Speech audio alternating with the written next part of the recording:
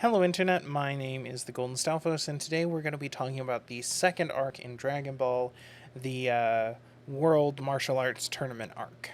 The first one. There are 3 World Martial Arts tournaments in the original run of Dragon Ball.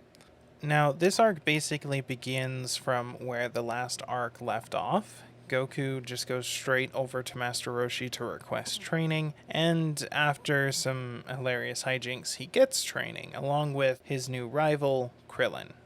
Along the way, Launch is added to Master Roshi's crew, partially to round out the set of characters, but mostly just so that there's someone around for Toriyama to keep making pervert jokes with, because yay. And so Goku and Krillin begin their training. The hardest training in the world. Delivering milk. And then plowing fields. And then doing construction work. And then swimming. And then, running. And then all of that with heavy-ass turtle shells for like 3 months. It's kind of a lot. This is the first arc where we see a lot of the important narrative elements that will be carried through to later parts of the story. In the first arc, Goku was just arbitrarily as powerful as he needed to be to overcome whatever was in front of him, but also arbitrarily weak enough to get caught in whatever trap was narratively convenient. However, from this point forward, we establish some rules about how strong characters are and how strong they become, and getting stronger so that you can overcome stronger opponents becomes a core part of the story. So at the very beginning of this arc, Master Roshi tells the boys about the tournament, and he has Goku push this rock, and he's surprised that Goku can move it, so he points to a rock that's 10 times bigger and says, "No, that one." And so it starts with Goku moving the rock, and it ends with Goku being able to move the rock that's 10 times bigger. He's 10 times stronger. Now, there are some people, aka idiots, who do like pixel measurement power scaling shit, who try to calculate how difficult it would be to move this rock and point out how strong Goku should be at this point in the story, and like completely miss the fact that Toriyama doesn't know that shit and wasn't trying to convey that shit. I've even heard someone point out that this rock-moving feat should technically be more impressive than him moving around in 10 times gravity on King Kai's planet. Which may be true, but is also completely not the point of those narrative devices. Narratively, all you need from this scene is Goku's 10 times stronger than he used to be. How strong did he used to be? Who knows, who cares? Now he's 10 times stronger. With their training complete and the fruits of their labor laid bare before us, we move on to the tournament, the test of their abilities. The tournament initially begins with some preliminary rounds, which are mostly a joke, but there are some interesting things that happen here. For one, we get to see a direct parallel to Goku's growth with Krillin's growth. See, before he went to train with Master Roshi, Krillin trained at this unnamed random Shaolin temple, and he left there because the other students bullied him and treated him like a weakling, so he wanted to find someone way stronger than them to train under so that he could get way strong. And he accomplished that, and now he's not only way stronger than them, but he's also not a dick like them anymore, which is cool character growth. Really nice to see character growth in Dragon Ball. Really miss that in Z. I don't know, I guess Vegeta kind of has an arc in Z, but he's like the only character who gets an arc. And it's not a very good arc. It's just not. Then we move on to the tournament itself, and Yamcha gets matched up against Master Roshi so he can take the big L and show how cool Master Roshi is. But we didn't really need that from Yamcha because it's Master Roshi. And since Yamcha gets used in this way in every subsequent arc, I think there was a better possible lineup for these characters in this arc. For example, the fights that Goku has with Nam and Girin kind of set things up in the following arc, but it's not like they couldn't have had that little section of the story with one of those fights missing, especially since Nam's people don't even end up using the water from Girin's lake thing, and they have to go find the Wandering Lake or whatever. So you could have just had Goku fight Nam in round 1, and Giram could have fought Roshi and, like, actually been threatening instead of just a joke that Goku gets to overcome for free. And that would leave Yamcha fighting Ranfan, which I think would have had much more comedic potential considering Yamcha is an established character instead of a fight between two randos. And also, the way that Ranfan fights would create some comedic potential with Bulma and Yamcha and that whole dynamic. So, you know.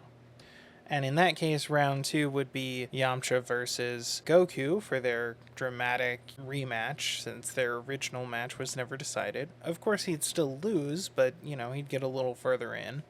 Krillin's fight with Bacterian and Roshi would be the same because there's not really a way to change that without just making a new character instead of Bacterian, because let's face it, Bacterian was stupid and yeah, but whatever.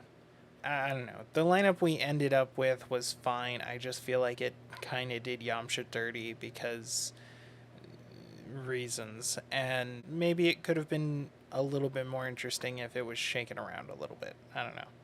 Another thing kind of worth noting in this chapter or in this section that power scalers often overlook for some reason, is that Master Roshi didn't just fight Goku to a draw, he also blew up the fucking moon.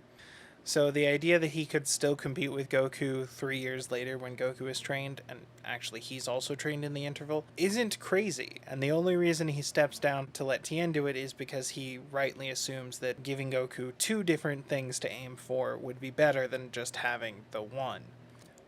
But yeah, actually, I think that's one thing that the second tournament does slightly better than the first one, is the original lineup for the final matches each feature one established protagonist character versus one new antagonistic character.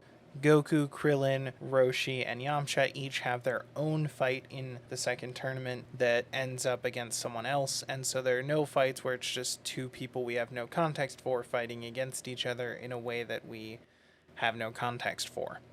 And this, combined with a couple of other factors, makes the second tournament much more entertaining and thrilling and full of stakes than the first tournament. And I think a large part of the reason the first tournament ended up the way it was is because Toriyama was still in this mindset of making everything a joke, and so he introduced gag characters like Ranfan and Bacterian, but also, he wanted Goku's match to be silly and funny, so he had him fight a brand new enemy with wacky abilities that Goku has to repeatedly overcome. But the fight itself ends up being a bit of an anticlimax, and that said, overall, the structure of the tournament is still pretty good, and the interactions we get with characters both during the matches and in between the matches is great. And the fact that this tournament basically exists as a way for Master Roshi to motivate his students to train harder kind of shows that there's a level of nuance to this story that you might not get elsewhere. Right, like, in a lot of other stories, the tournament arc just exists for the sake of hero get strong, beat other bad guy at the end of tournament. Ooga booga. But in both this tournament and the one after it, the objective is for Goku to lose. For someone to overcome his plot armor and give him, a slice of humble pie so that he has room to grow later. And that's just something you don't see a lot in these kinds of stories, and it's really kind of impressive that the archetypal origin of these stories is more nuanced than so many of the copycats. So yeah, overall, the first tournament arc is really good. There's a lot of really great training sequences, a lot of really valuable life lessons from Master Roshi, a lot of fun and entertaining fights, a lot of great jokes, like the fact that Krillin won his fight with Smelly Boy because he realized he didn't have a nose, even though he spent the whole time reacting to the smells. It's great. It's fucking great. It's the kind of shit you can't do in Dragon Ball anymore, and it's just fun. So while there are some things that in retrospect I might change about this arc, overall I think it's really fun and well written and definitely worth your time. So go read it or watch it or whatever. Thank you for watching. I'll see you in the next life. Laters. Alright, thank you guys for watching that video. Be sure to like, comment, subscribe, all that dumb YouTube stuff. Follow me on all my other social media stuff. I got Twitter, Facebook, Twitch, and I have a Patreon if and only if you have money to burn. And if you do have money to burn, maybe consider donating to an actual charity instead. There are always a few linked in my description, just in case. I mean, I do appreciate it, but there's probably people who can use it more than me.